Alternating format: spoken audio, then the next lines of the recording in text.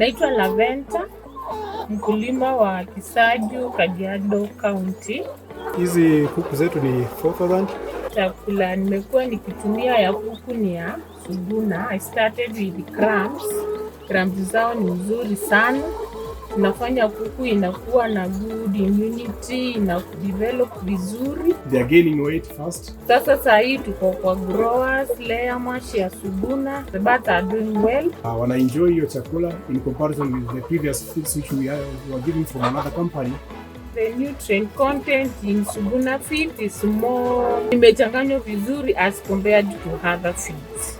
It's palatable and therefore you can say that they finish completely whatever we have given them.